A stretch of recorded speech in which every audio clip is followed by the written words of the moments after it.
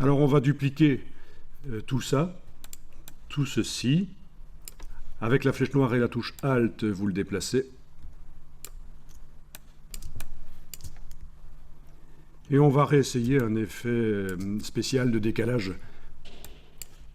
Objet, tracé, décalage. Alors, il faut que je vous dise que si vous devez aller souvent dans un menu chercher une fonction, il faut bien sûr utiliser le raccourci clavier.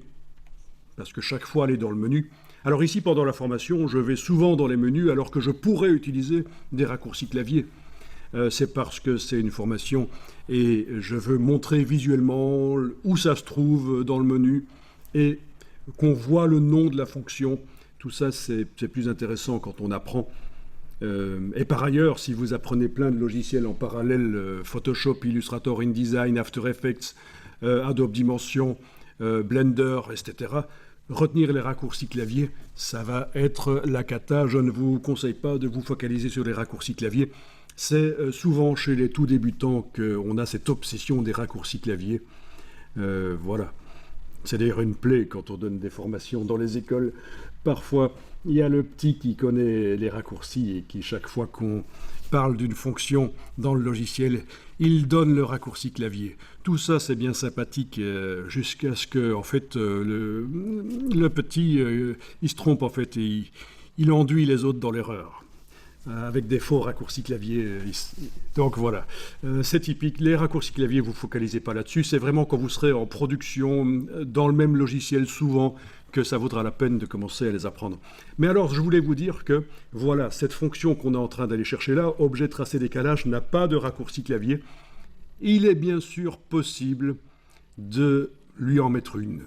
Et ça se fait par le menu édition, raccourci clavier. Dans les logiciels Adobe, on peut ajouter des raccourcis clavier on peut modifier des raccourcis clavier existants déjà, si jamais ça entre en conflit avec d'autres logiciels qui sont ouverts sur l'ordinateur. Ça entre en conflit avec d'autres logiciels qui sont ouverts sur l'ordinateur, donc on peut éventuellement être amené à changer un raccourci clavier. Ou parce qu'on a l'habitude d'un autre logiciel et dans l'autre logiciel, le raccourci clavier, c'est comme ça. Mais le plus intéressant, et ce qu'on fait le plus souvent quand on va dans l'éditeur de raccourci clavier, dans le menu édition raccourci clavier, c'est pour ajouter un raccourci à une fonction qui n'en a pas. Et donc, si je vais souvent là, il faudra que j'aille mettre un raccourci clavier. Même chose pour ici. Voilà, bel exemple. Je suis certain que dans votre Illustrator, menu objet tracé simplifié, n'a pas de raccourci clavier. Il n'est rien indiqué ici chez vous. Parce que ça, c'est un que j'ai créé pour cette fonction-là. Alt, commande, $. Oui, c'est $, je pense bien que j'avais mis. Alt, commande, $, bien que ça n'apparaisse pas tel quel. C'est un raccourci que j'ai créé pour ne pas devoir chaque fois aller dans objet, tracé, simplifié. Comme c'est quelque chose qui est utilisé assez souvent. Voilà, donc ça, je vous montrerai les raccourcis clavier parce que c'est quand même très utile. Et je vous montrerai aussi que dans tout logiciel sur l'ordinateur, il est possible de leur ajouter un raccourci clavier. Parce que vous vous dites, oui, c'est bien, c'est chez Adobe, dans le menu édition, raccourci clavier, on peut ajouter un raccourci clavier, mais quid de mon logiciel que j'utilise souvent, qui n'est pas Adobe, et il y a des fonctions, je voudrais ajouter des raccourcis clavier, mais malheureusement, il n'y a pas l'éditeur de raccourcis clavier dans mon logiciel. Et bien, par l'ordinateur, à un certain endroit de l'ordinateur, qu'on soit sur Windows ou sur Mac, il est possible d'aller ajouter au logiciel des raccourcis clavier. Voilà, fin de la parenthèse sur les raccourcis clavier. On était donc dans objet, tracé, décalage. Voilà. Alors, la case aperçue est cochée, bien sûr. Je vous rappelle que si elle n'était pas cochable, ça veut dire qu'il n'y a aucun objet qui a été sélectionné, mais elle est là cochée, pas de problème. Et vous allez pouvoir vraiment exagérer. Donc, je vais mettre 2, touche tabulation. Donc, j'ajoute du décalage sur un objet qui avait déjà du décalage. Essayons 4, touche tabulation. Ok, ça a l'air pas mal. Ouais. Donc, j'obtiens un gros pâté, en fait. Un gros pâté, quand je clique sur OK, si je clique à côté, on n'arrive plus à lire. Mais c'est intéressant, vous allez voir. À quoi ça pourrait servir? Vous voyez ce qu'on pourrait faire avec ça? Oui, ce serait une possibilité. Alors, de jouer avec les couleurs ou de s'en servir comme masque, oui. Mais en fait, moi, je pensais à autre chose, vous allez voir. Ça va servir de support. Vous avez déjà certainement vu ces porte-clés en caoutchouc sur lesquels il y a du texte qui est écrit sur un support. Ça va servir de support au vrai texte qui est là au-dessus. Vous allez voir, on va faire ça. C'est ça l'idée ici. Voilà, j'ai juste tapé dans Google Rubber Key Holder et je tombe ce sur quoi oui, ce dont je parlais, ce genre de choses en fait. Du texte avec une forme qui sert de support et qui suit la forme du texte. Ça, c'est le genre de choses qu'on peut faire en découpe laser. À un très faible nombre d'exemplaires. Donc, typiquement, c'est le genre de choses qu'une boîte peut faire pour une autre boîte qui est cliente. Quand on fait du B2B, du business to business, on peut offrir des cadeaux comme ça à tous les employés de l'autre boîte pour les remercier, voilà, ou autre chose.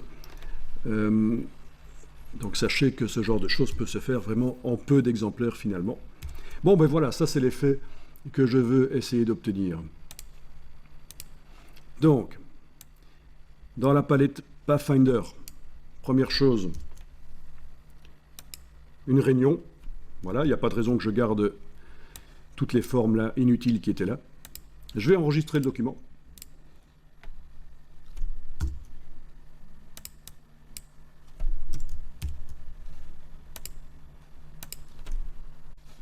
Je sélectionne l'objet. Voilà, et ben, je vais aller chercher des styles graphiques prédéfinis.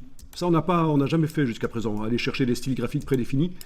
Je vous ai peut-être pas montré qu'il en existe... non, je vous ai pas encore montré qu'il en existe aussi plein sur le web.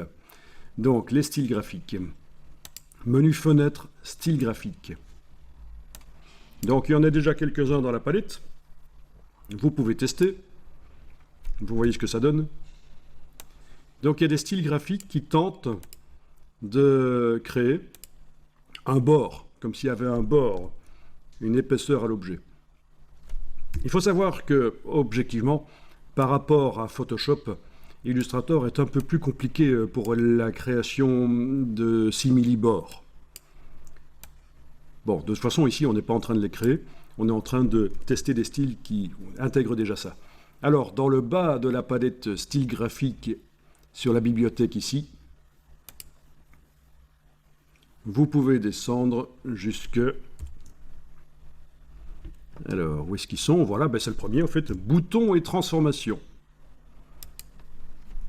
Une palette s'ouvre. Je l'agrandis pour tout voir. Voilà. Liste, non, on est en affichage par vignette, c'est bon. Ben écoutez, vous pouvez tester. Comme ça, vous voyez ce que ça donne. Donc c'est en fait prévu pour faire des boutons pour le web, mais il se trouve que ce n'est plus d'actualité maintenant. Quand on fait des designs d'interface, on est dans le flat design, et les boutons avec des épaisseurs comme ça, c'est pas génial. Ce n'est plus utilisé actuellement. Bon, je vais prendre celui-là, le bleu intense qui est là, avec un cadre. Je vais finalement prendre celui-là. Ça, c'est pas mal. Ok, je clique à côté, je vois ce que ça donne. Voilà, voilà. Amusant, graphique, sympa. Et modifiable, on le verra après.